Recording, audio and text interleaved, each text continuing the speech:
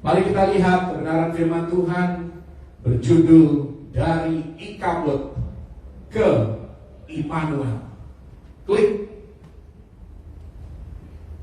Mari kita baca sama-sama, diambil dari Injil Matius pasal yang pertama ayat 21 sampai 23. 23. Ia akan melahirkan anak laki-laki dan engkau akan menamakan dia Yesus, karena dialah yang akan menyelamatkan umatnya dari dosa mereka. Hal itu terjadi supaya genaplah yang difirmankan Tuhan oleh Nabi. Sesungguhnya anak darah itu akan mengandung dan melahirkan seorang anak laki-laki, dan mereka akan menamakan dia Immanuel, yang berarti Allah menyertai kita. Di dalam Alkitab ada dua nama yang sangat terkenal. Yang pertama tentunya Immanuel, dan yang kedua saya mau perbandingkan Immanuel dengan seorang yang dilahirkan dan hidup di masa perjanjian lama, namanya Ikabod. Kalau Anda adalah ibu yang sedang mengandung, atau Anda punya rencana punya anak di masa depan Anda, tolong jangan kasih nama anak Anda Ikabod. Ikabod ini hidup sebelum zaman Yesus Kristus. Kisah hidupnya ditulis dalam 1 Samuel 4 ayat yang ke-21. Dan ketika anak ini dilahirkan, ibunya mengalami kesakitan yang luar biasa. Dan anak ini lahir setelah ibunya mendengar berita yang sangat buruk bahwa mertuanya meninggal, suaminya meninggal, keluarga dan kerabatnya juga banyak mengalami hal-hal buruk, tewas di dalam peperangan.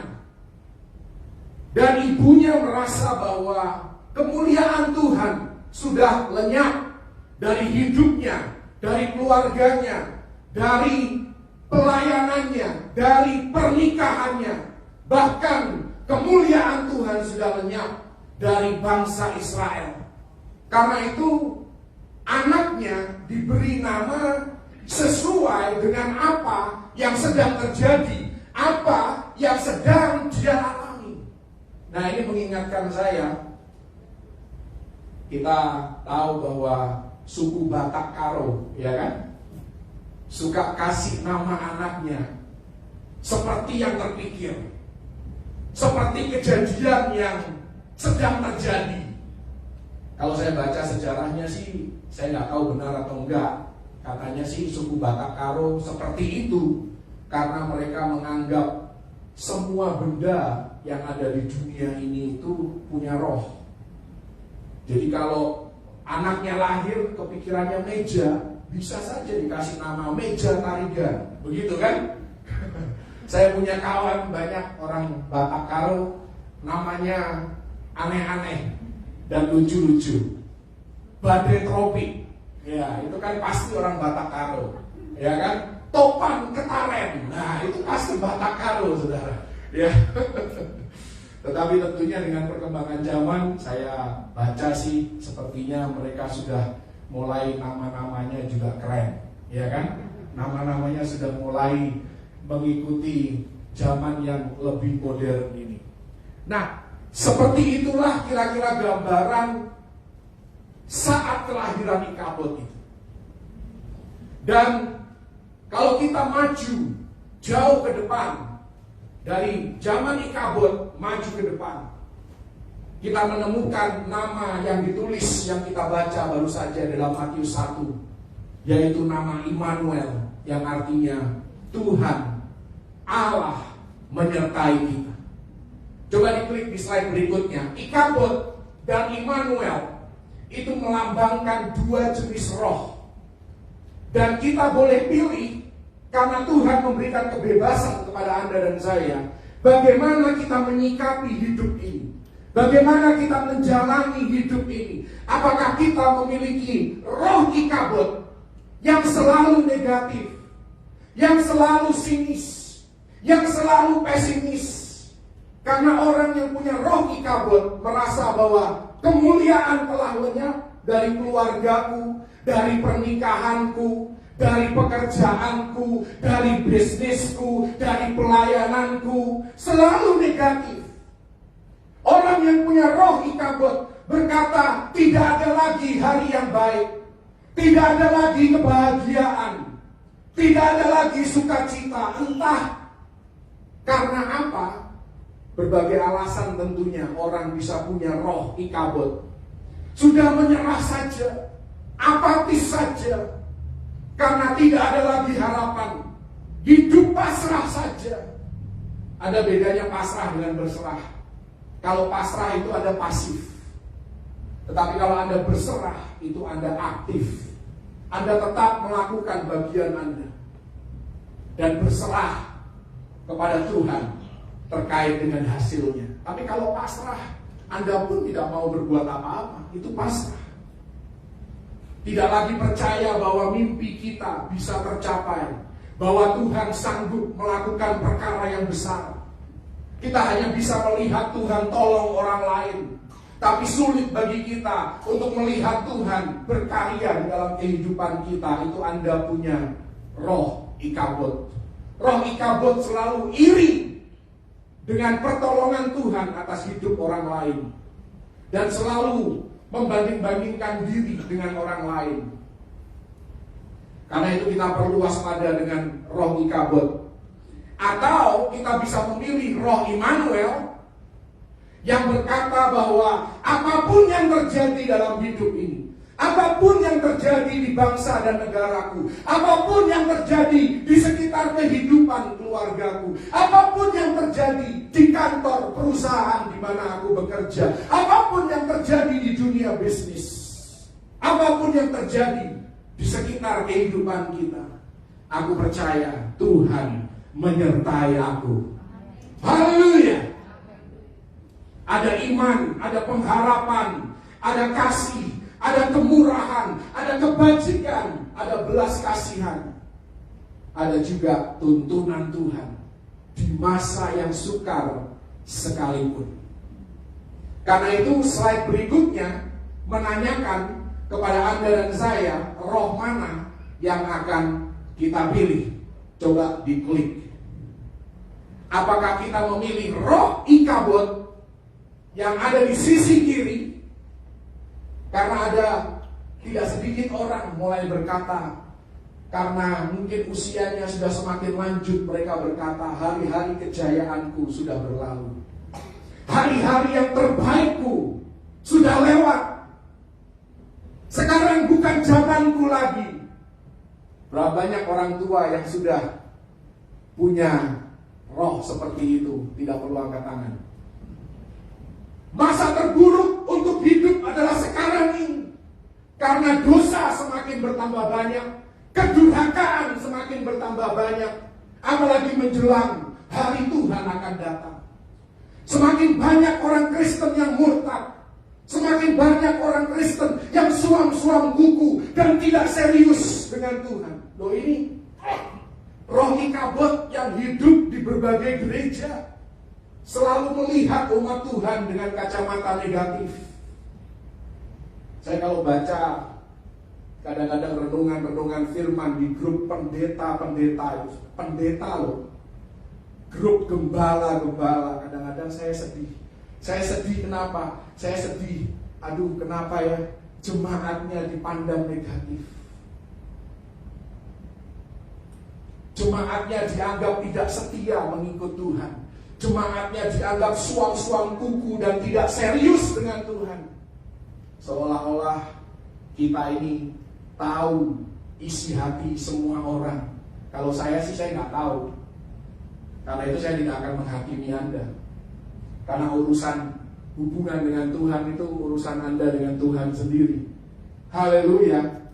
Tentunya hal itu akan termanifestasi dalam kehidupan kita sehari-hari dan akan terlihat bagaimana Anda berhubungan dengan orang lain.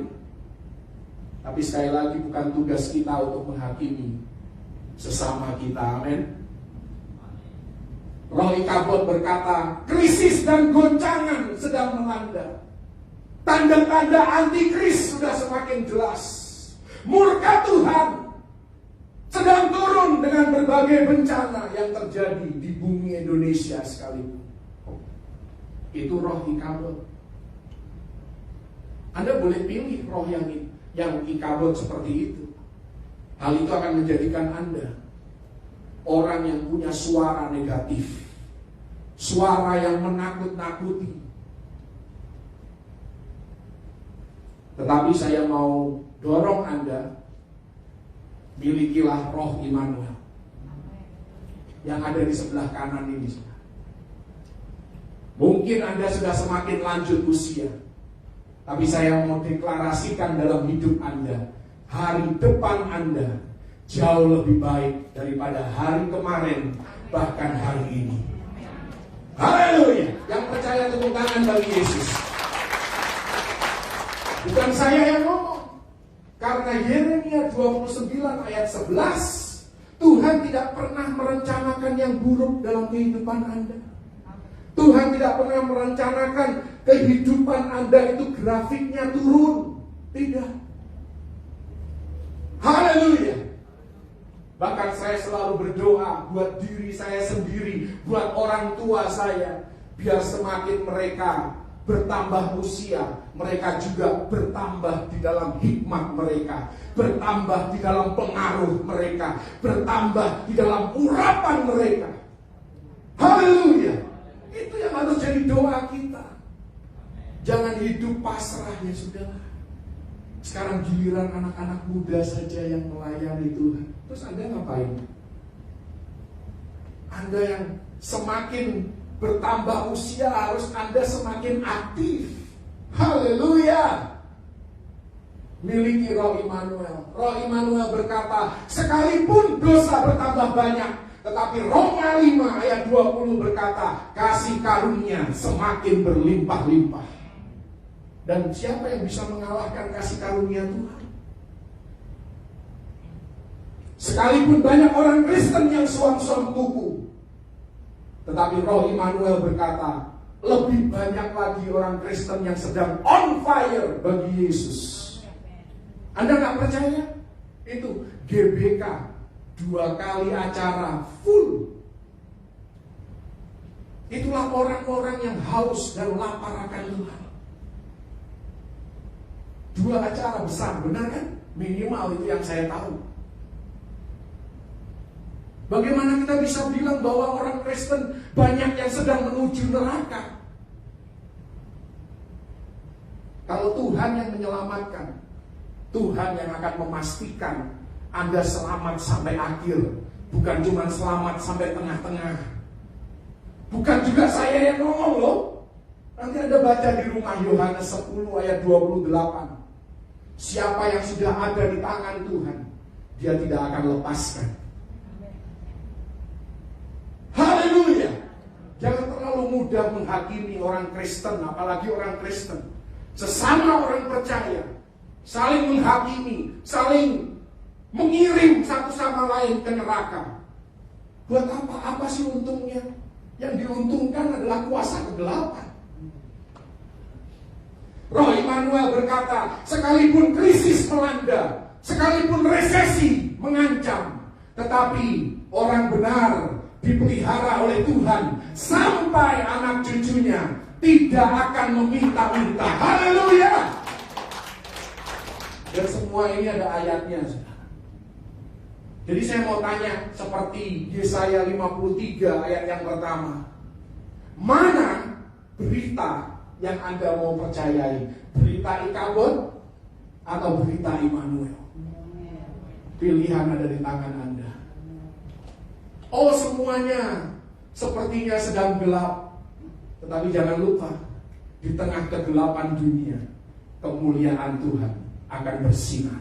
Haleluya. Tepuk tangannya jangan tanggung-tanggung, saudara. Karena itu, coba diklik di slide berikutnya. Pelajaran yang sangat penting bagi Anda dan saya. Jangan menamakan masa depan Anda berdasarkan apa yang sedang Anda alami saat ini. Kalau sepanjang hidup Anda merasa banyak sekali hari-hari buruk, banyak sekali masalah, banyak sekali tantangan, bukan berarti masa depan Anda tidak bisa berubah menjadi lebih baik. Bukan berarti hari esok tidak bisa lebih baik daripada hari ini. Orang Chinese punya perkataan, bahkan menjadi judul lagu yang berkata Ming Tian Wei Ken Hao. Ming Tian Wei Ken Hao itu artinya hari esok lebih baik daripada hari ini. Orang yang hidup di bawah pemerintahan komunis saja bisa punya kepercayaan dan keyakinan seperti itu. Apalagi Anda dan saya yang hidup di bawah darah anak domba Allah. Kita harus menjadi lebih positif dari orang-orang komunis. Haleluya. Kita bisa saja ada di tengah musim yang buruk, sepertinya masa depan suram. Tapi bukan berarti hari depan kita tidak ada lagi harapan. Amin. Katakan dulu kanan kiri, masih ada harapan, masih ada Yesus di dalam hidupmu. Tidak perlu putus asa, tidak perlu hilang harapan. Haleluya. Manusia bisa PHP, Tuhan tidak pernah memberikan harapan palsu. Haleluya. Itulah spirit Natal. Jadi jangan merayakan Natal ini dengan roh yang suram, roh yang takut, roh yang khawatir. Kita punya Immanuel. Dia menyertai kita dalam segala keadaan. Haleluya. Akhir-akhir ini saya sering naik pesawat. Ada kalanya kalau naik pesawat itu ada goncangan-goncangan, ya kan? Bahkan waktu itu pulang dari Papua, penerbangan Jayapura Makassar, sudah mau nyampe ke Makassar. Ini tiba-tiba lagi pramugaranya sedang kasih makanan. Tiba-tiba dari ruang kokpit, ruang pilot, segera duduk. Waduh, bikin takut aja ini pilot. Tidak boleh ada pelayanan. Wah, itu kalau sudah kayak gitu artinya goncangannya bukan main-main gitu, saudara ya. Ya sudahlah, sudah dalam pesawat ya sudah pasrah lah. Disitulah iman orang Kristen benar-benar terlihat dan diuji. Haleluya. Tapi saya mau katakan, ada kalanya kita naik pesawat itu ada goncangan. Tapi goncangan itu tidak untuk selamanya. Demikian juga dalam kehidupan kita, seringkali ada goncangan, ada masalah, ada tantangan, ada isu yang harus segera diselesaikan, isu yang mengganggu pikiran kita, ketenangan jiwa kita. Tetapi percayalah, hidup Anda tidak selalu demikian. Tuhan akan memberikan pelangi di akhir hari hujan badai. Haleluya. Karena itu Anda tidak perlu hidup dalam ketakutan, hidup dengan roh yang negatif. Bahkan kalau kita lihat kisah Ikabod, saat Ikabod lahir, kita seringkali lupa, fokusnya kepada kemuliaan sudah lenyap. Di saat yang bersamaan, ada anak yang namanya Samuel, ya kan? Yang sedang dipersiapkan oleh Tuhan untuk menjadi nabi di Israel. Dan dialah yang akan mengurapi dua raja Israel yang pertama. Bahkan tidak lama setelah tabut Tuhan direbut di zaman Ikabod, tidak lama kemudian, 1 atau 2 pasal kemudian, tabut Tuhan sudah dikembalikan lagi ke Israel. Semua masalah Anda itu cuma sementara. Amin. Karena itu jangan menilai masa depan Anda berdasarkan apa yang sedang Anda alami. Oh, memang seperti inilah nasibku. Hapus kata nasib dari kosakata Anda sebagai orang Kristen. Nasib Anda sudah diambil alih oleh Yesus di atas kayu salib ketika dia tergantung dan dia berkata sudah selesai. Haleluya. Karena itu hiduplah optimis, hiduplah bersukacita. Dan saya mau katakan, mengakhiri tahun ini dan mengawali tahun yang baru, roh mana yang kita pilih? Klik.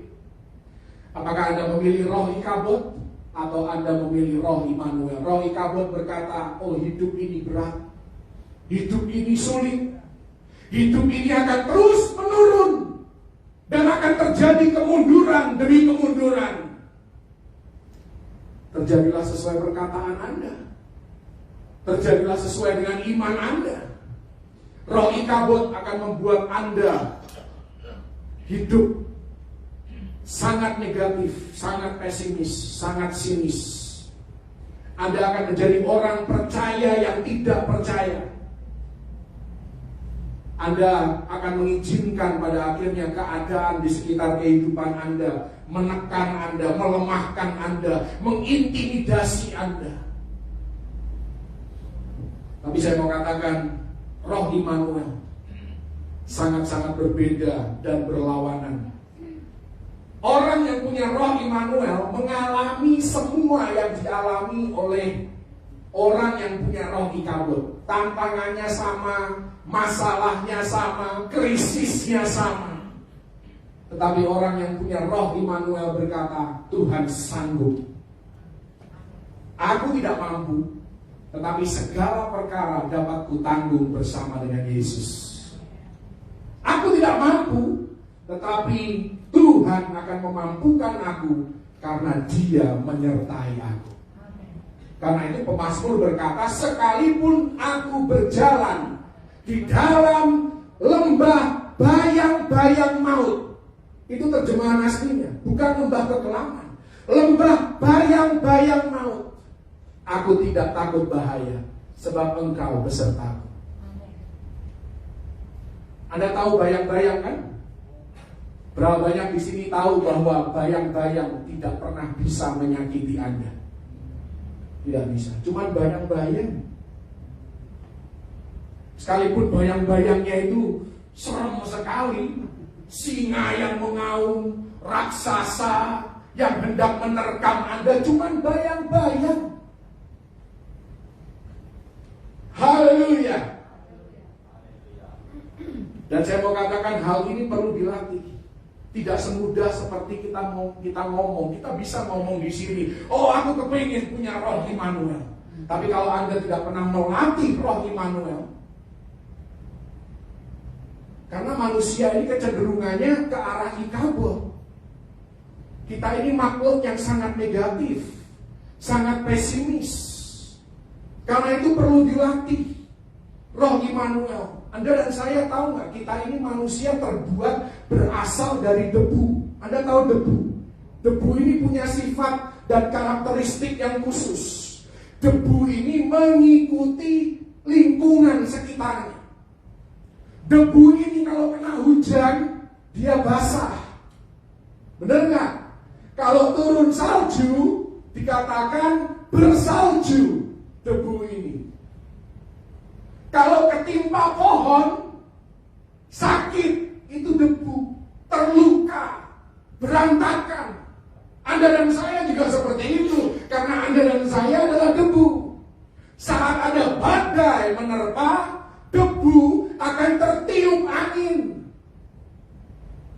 Anda dan saya punya kecenderungan, kalau kita tidak melatih diri kita sendiri, kita punya kecenderungan seperti apa itu namanya binatang itu?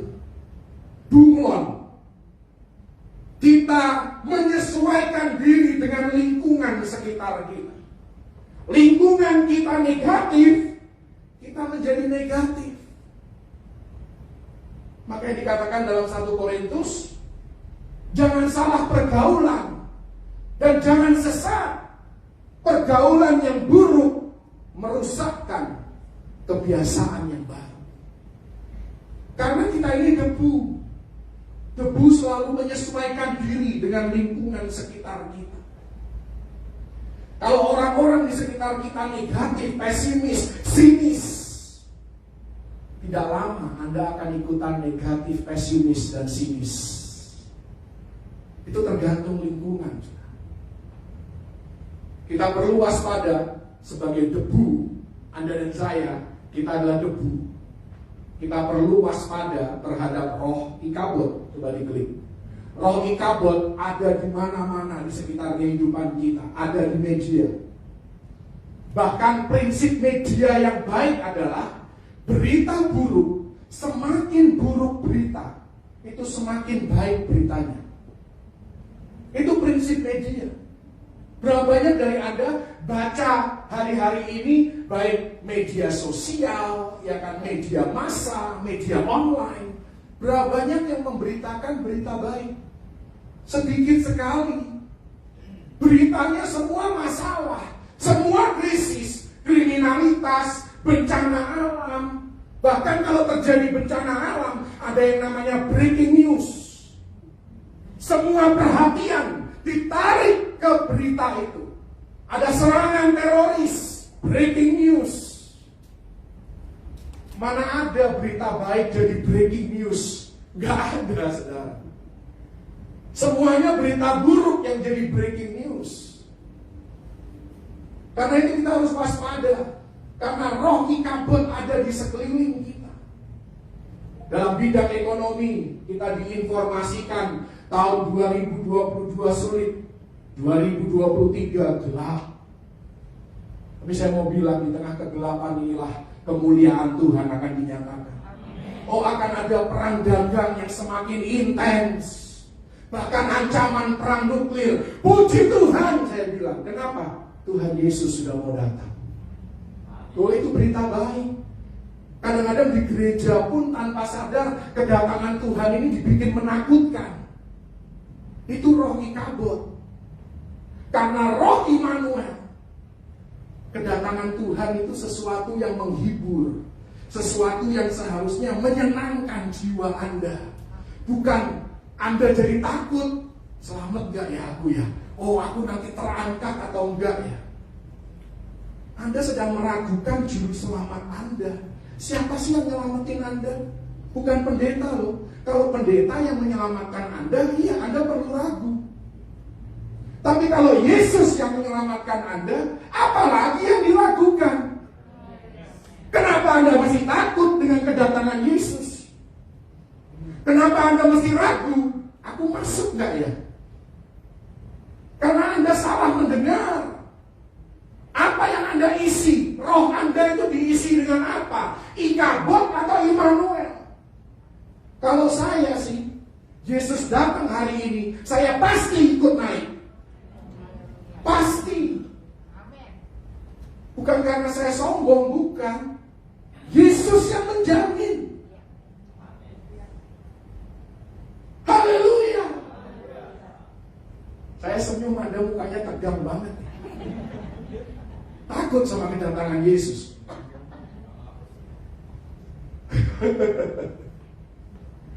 Karena itu jangan salah mendengar firman. Kalau firman yang Anda dengar salah, cepat-cepat dibuang. Balik ke jalan yang benar. Anda punya Immanuel yang bukan cuma menyertai Anda pada hari Anda diselamatkan dan terima Yesus, tetapi akan menyertai Anda selama-lamanya. Haleluya. Dan dia merindukan supaya Anda dan saya tinggal bersama-sama dengan dia. Roh Ikabod berkata, dunia politik sudah disusupi dengan radikalisme. Siap-siap nanti ya tahun 2024, 2023 sudah dimulai. Radikalisme ada di mana-mana. Tergantung fokus Anda. Kalau saya sih fokusnya Immanuel, Tuhan beserta dengan saya. Terserah dunia mau jungkir balik, saya tidak hidup di sistem dunia, saya hidup di sistem kerajaan Allah. Haleluya. Konspirasi ada di mana-mana. Nanti suatu hari Antikris akan menyatakan dirinya. So what gitu loh. Antikris menyatakan diri, puji Tuhan, itu hari pengangkatan.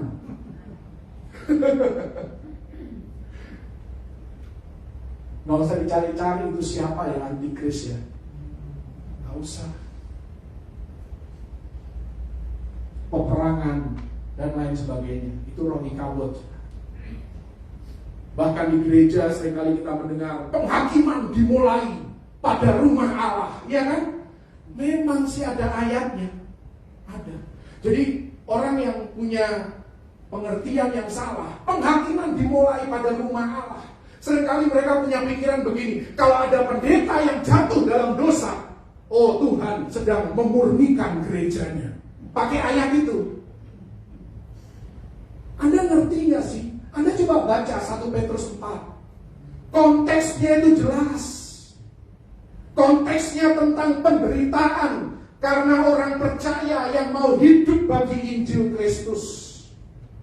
Dan dikatakan di sana penghakiman harus dimulai pada rumah Allah. Penghakiman apa? Penghakiman pada zaman Romawi. Itu dimulai dari rumah Tuhan. Yang dianiaya pertama, yang menderita pertama kalinya di tangan Romawi adalah orang Kristen. Itulah yang ditulis oleh Petrus. Bukan soal penghakiman di akhir zaman.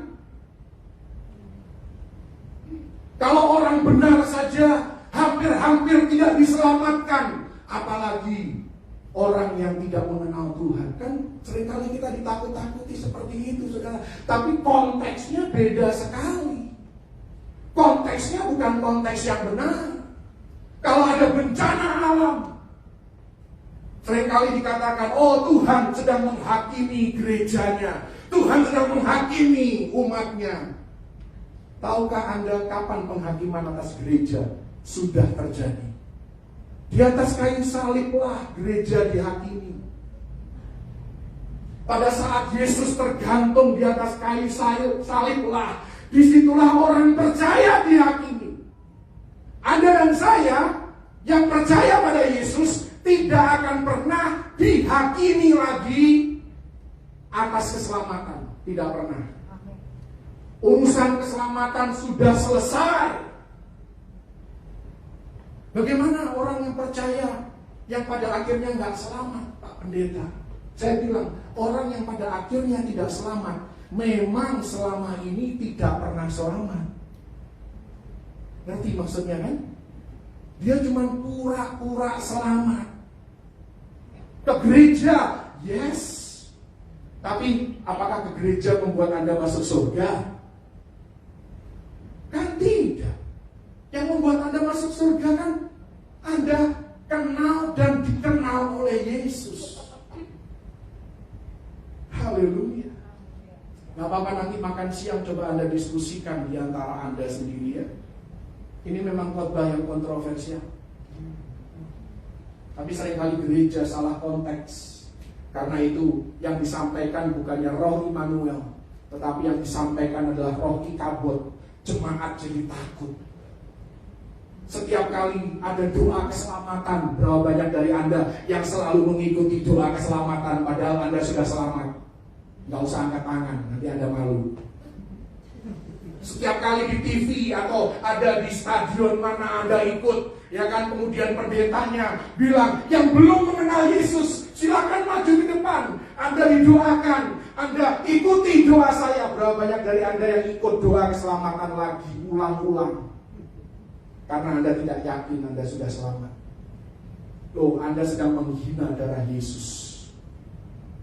Anda pikir darah Yesus cuma bisa menyelamatkan Anda ketika Anda doa pertama kalinya? Baca Ibrani lagi loh. Ibrani berkata Yesus hanya perlu mati cukup sekali untuk selama-lamanya. Dan dikatakan 2 kali dalam kitab Ibrani, aku tidak lagi mengingat dosa-dosamu. 2 kali. Jadi kalau ada orang yang selalu mengingatkan Anda akan dosa-dosa Anda, dia lebih daripada Tuhan. Kita harus yakin seperti itu. Dengan keselamatan dari Yesus itu baru roh Immanuel. Haleluya. Untuk itulah dia datang. Untuk itulah kita memperingati hari Natal. Malaikat 1 kali salah langsung dibuang dari surga. Anda dan saya salah ratusan ribuan kali. Yesus datang ke dunia untuk mati bagi Anda. Betapa berharganya hidup manusia. Dan seringkali kita lupa Karena apa? Karena kita terlalu sering mendengar roh Ikabod. Ikabod, Ikabod, Ikabod. Rubah. Mulai dari sekarang, Immanuel, Immanuel, Immanuel. Haleluya. Ada masalah, Immanuel. Ada krisis, Immanuel. Terjadi bencana alam, Immanuel. Jangan ngomong penghakiman, penghakiman, penghakiman. Apa coba penghakiman? Penghakiman Anda sudah selesai 2000 tahun yang lalu. Ayo move on. Bilang dulu kanan kiri, ayo move on.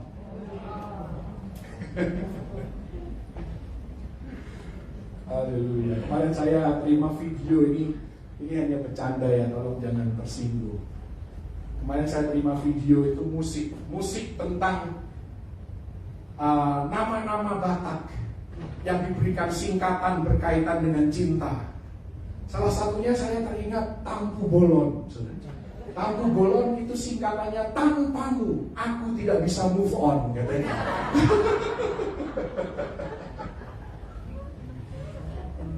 Ayo move on, move on, move on. Jangan hidup di perjanjian lama. Di perjanjian lama untuk menikmati berkat Tuhan, Anda harus berbuat baik. Anda baik, Anda layak menerima yang baik. Itu perjanjian lama. Anda buruk, Anda layak menerima yang buruk. Itu perjanjian lama. Perjanjian baru gak seperti itu. Kita buruk, keburukan kita ditanggung oleh Yesus. Kita tetap menerima yang baik. Bukan berarti terus kita hidup sembarangan, ya sudahlah. Suka-suka kita hidup dalam dosa, bukan itu. Kalau Anda suka-suka hidup dalam dosa, Anda bukan orang percaya. Anda bukan orang Kristen sejati. Tapi orang Kristen sejati pun tidak lepas dari kesalahan dan dosa. Tetapi puji nama Tuhan, kesalahan orang Kristen sudah ditanggung oleh Yesus. Karena itu sekalipun kita manusia berdosa, tetapi kita tidak mengalami hukuman dari Tuhan, karena yang dihukum adalah Yesus ganti kita. Itulah belas kasihan Tuhan. Karena itu dengan pengetahuan yang seperti ini, Rasul Paulus berulang kali katakan, marilah kita berbuat baik. Anda berbuat baik bukan supaya selamat, bukan untuk mempertahankan keselamatan Anda. Anda berbuat baik karena Anda sudah selamat. Haleluya. Saya nggak tahu kenapa saya ngomong ini, tidak ada di catatan saya. Tapi saya mau katakan, pesan gereja, pesan Natal adalah Immanuel, Allah beserta kita. Dan kita tidak perlu fokus terlalu berlebihan pada hal-hal yang negatif. Amin. Sekalipun tim Anda sudah kalah dari Piala Dunia, Anda tidak perlu fokus pada yang negatif. Karena tim saya pun sudah kalah. Sudah kalah. Mungkin mereka mau merayakan Natal lebih cepat, pulang lebih cepat. Jadi mereka sudahlah kalah saja deh.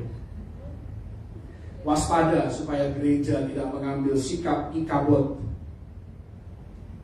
mempertanyakan kegerakan Tuhan. Mana Tuhan? Mana revival? Jangan pernah mempertanyakan rencana Tuhan. Haleluya. Klik, saya kelamaan di ruang Ikabod. Ini sebagai contoh betapa negatifnya manusia. Ini contoh saja. Hizkia itu dalam 2 Raja-Raja 20 ayat pertama dan yang kedua, dia mendapat berita buruk. Dia divonis akan mati. Langsung dia percaya. Langsung dia berpaling ke tembok. Tuhan, aku sudah begini. Udah dong, doanya didengar dong. Tuhan bilang lagi sama Nabi Yesaya, tuh kasih tahu tuh raja, umurnya diperpanjang 15 tahun. Responnya Hizkia apa? Buktikan dulu. Itu manusia. Terima berita baik, gak percaya.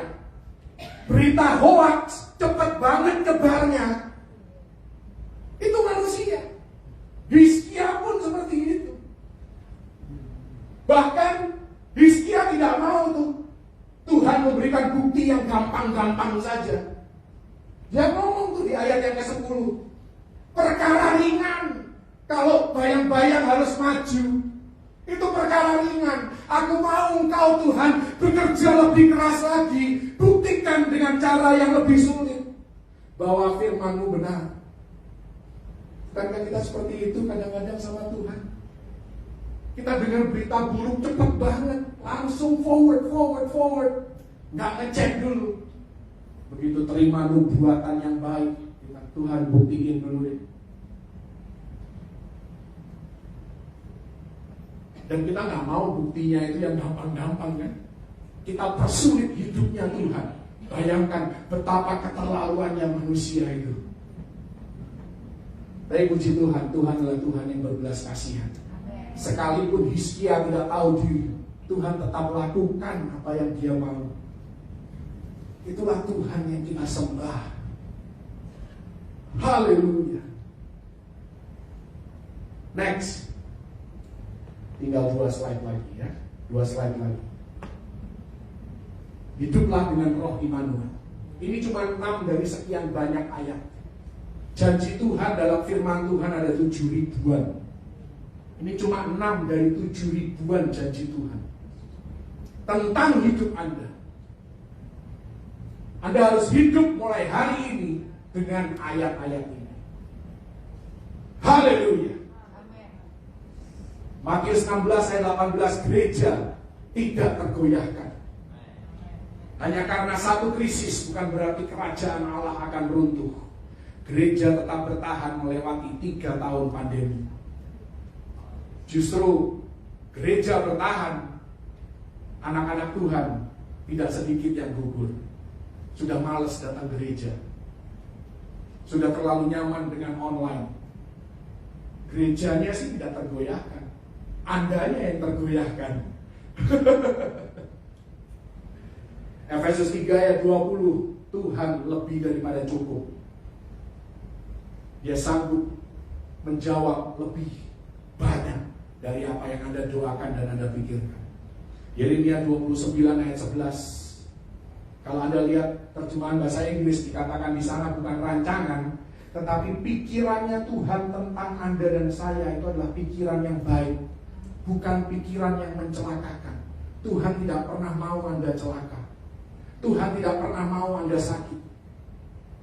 Tetapi kita hidup di dunia yang sudah menuju kepada kebinasaan. Kita terkena dampaknya. Suatu hari kita hidup di rumah Bapa, gak ada lagi itu yang namanya sakit penyakit, kesedihan, iri hati. Gak ada. Itulah rencana Tuhan yang sebenarnya. Lukas 1 ayat 37 ini kisah Natal. Sebab bagi Allah tidak ada yang mustahil. Filipi 4 ayat 13, segala perkara dapat kutanggung bersama Kristus. Dan Roma 8 ayat 31, Tuhan ada di pihak kita, bukan hanya pada hari baik kita, tetapi juga pada hari buruk kita. Percaya atau tidak, ketika Anda berkelakuan buruk pun Tuhan ada di pihak Anda. Saya tidak mengatakan bahwa perilaku buruk Anda itu benar untuk dilakukan. Salah ya salah. Tapi bukan berarti terus kemuliaan Tuhan sudah lenyap dari hidup Anda. Anda tidak lagi hidup di perjanjian lama yang kemuliaan Tuhannya datang dan pergi sesuka hatinya. Itu sudah lagu zaman baby boomers. Anda kasih dengar lagu itu ke generasi Z, generasi milenial, dan gak laku, saudara. Mereka sudah hidup di zaman perjanjian baru. Kemuliaan Tuhan tinggal bersama dengan Anda untuk selama-lamanya. Makanya baca ayat jangan stuck di Roma 3 terus. Karena semua orang telah kehilangan kemuliaan Allah. Anda harus move on. Karena Roma 3 masih ada Roma 4, Roma 5, Roma sampai Roma 8. Nah, Roma 8 Anda boleh berhenti. Itu teologi kekristenan itu Roma 8. Karena Roma 9 dan seterusnya itu praktek keseharian hidup. Itulah hidup orang Kristen, harus jaga api, ya kan? Harus hidup damai, itu orang Kristen. Tapi kalau bicara teologi kekristenan sampai Roma 8, tidak ada yang memisahkan Anda dari kasih Kristus. Haleluya. Itu Roh Immanuel. Amin. Terakhir. Klik. Terakhir. Ini beneran terakhir. Kalau udah hijau terakhir, berarti sudah siap pergi. Tadi kan masih merah ya kan, stop gitu kan. Ini udah hijau sudah siap pergi. Mari kita katakan sama-sama 2, 3. Immanuel lebih berkuasa daripada Ikabod. Yang percaya berikan tepuk tangan bagi Tuhan kita. Haleluya. Tuhan Yesus memberkati.